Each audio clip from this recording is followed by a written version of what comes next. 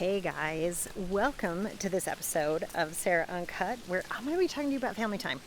Now, I'm coming to you from a beautiful hotel in Pasadena, California, where I'm staying with my son and his best friend and one of my best friends. So how the heck can I be calling this episode Family Time? Because here's the deal, family time looks different for everyone. And I think one of the things I really want to work on with people is having us understand that it's time to break up norms. It's time for things to free up a little bit, that things don't always have to look the way other people want them to look, and certainly they don't have to look like, I don't know, say the white patriarchy. I said it, I know, right? In this episode, you're going to see little cuts of me all over Southern California with my son. What happened was about 3 months ago, one of my best friends called me and said, we should take the boys on a tour of all the colleges in Southern California. Now, the reason we wanted to do this is because, well, I went to UCLA and I love being in Southern California. As you can see, I'm outside hanging out. Oh my gosh, do you hear the beautiful fountain? Like, it's just exquisite here. I just love it. And so we wanted to give our boys a little taste of that. They both love soccer, so of course we had to find out all about the soccer teams and really understand that. But anyway, I hope you enjoyed just a little bit of the scenery around Southern California, and then I'll come back and talk to you all about family time.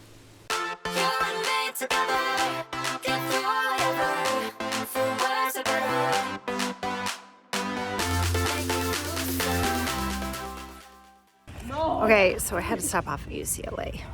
It's my little hangout. I don't know if you can see how beautiful it is back there. I love it. So there's my son hanging out. So I'm trying to tuck my son into going to UCLA. I'm not sure it's gonna work. I don't know. It's pretty beautiful out here. I wish all of you could be here with me because I just love this campus so much. And I really miss living in LA. Don't tell anybody.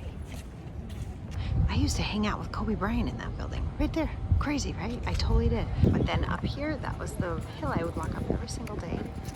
Careful! Oh geez, I bet it's freezing. Let's see what he says. Ah, freezing? It's not freezing. Oh, it's good. cold, but it's not freezing. All right. This is like the world's best water slide in a backyard I've ever seen. Here he comes.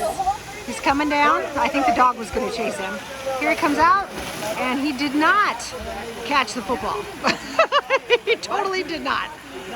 Okay, so when I talk about breaking up what people see as normal, like sometimes people say family time means you all have to have dinner together. Or maybe family time means things have to look a certain way. My mom was married and divorced twice. I consider that family, right? We also know that the way people are getting married, the way people are hanging out together, what's happening inside of family time is different. And for me, what I've found that really works, and I think a lot of women who are entrepreneurs, especially, coming out of this year where we had to work from home so much, what we're finding is that family time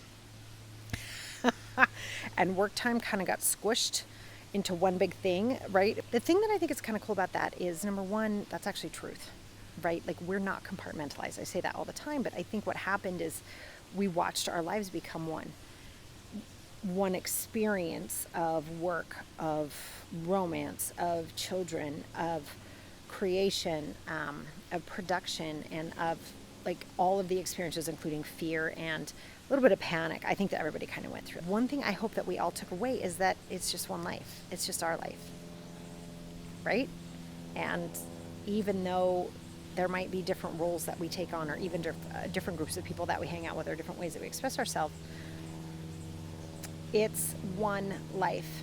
And I remember really understanding this when I was trying to get out of corporate America. Sorry, there's a plane flying overhead. I was talking to my dad about it actually, and I was like, they're taking so much of my time. They're taking so much of my time. He's like, it's all your time. It's not like when you're there, it's only their time. Like, this is all your time, and you always have choices. So when I say family time, I don't care what that looks like for you. For me, it looks like, can we just talk about this for a second? I'm so excited to be here. I can't. Like, I'm like a kid in Disney World. Like, I'm so not the cool person who's like, yes, this is just, no, I'm like, everywhere I go. It's just gorgeous. I can't get over it. Anyway, that's neither here nor there. This, to me, is really fun family time. The fact that we were able to go to wonderful restaurants and really enjoy it. We've laughed so hard. There was one night where we just talked about stupid jokes the entire night. And I have to tell you my favorite one. You ready? This was found by my son's best friend, Daniel. God told John to go forth and have eternal life. But he came in 5th and got a toaster. Why that made me laugh. Sorry.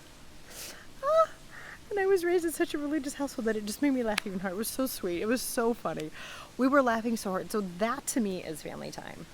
In addition to making my son pose for photos. Hi, people behind me. Right. And just enjoying life. And you can hear this family behind me too. That's family time. And that they're coming over here to have a really good time together. That's family time. But family time can also look like a walk. It can look like putting down your phone for 20 minutes and just being with the person across the table from you or on the floor with you, doing puzzles, whatever. It just doesn't matter. And I think what's been so important about this trip for me, especially while trying to run over to the rehab clinic to see my dad, talking to doctors, doing all those things, that's family time too. And sometimes we don't view things like that, right? We think, oh, that's my responsibility, or that's what I just have to do. It's family time. It's all family time. And because none of us can do this journey of life alone, I think it's really important to just remember that during these really hard times, when there's really hard times, that we can always create the experience of family, no matter what that is. And that for each one of us, that might very well be different. Did I plan on family time being taking care of my dad this way? No, I totally didn't, but it's still family time and it still counts. Right? And I know for those of us that don't have family, or it doesn't look the way other people thought it should, or we feel left out somehow, or we feel like our family's missing something. I know a lot of people go through that when they lose parents when they're young, or a sibling is disabled in some way, or we've gone through a really traumatic event in one way or the other, or God knows there's no one stripe to that, right? We can always feel left out of the norm, right? If we perceive that something in our family life doesn't look like everybody else's. And I hope that me just sharing this little tiny experience in our lives, where we're incredibly lucky to be able to do this. We planned it, we saved for it for a long time, and it was totally worth it.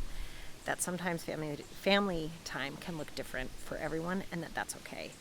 But it's really important to create it. And I don't mean that to put a burden on anybody, or if anyone feels like they don't have a family, create one.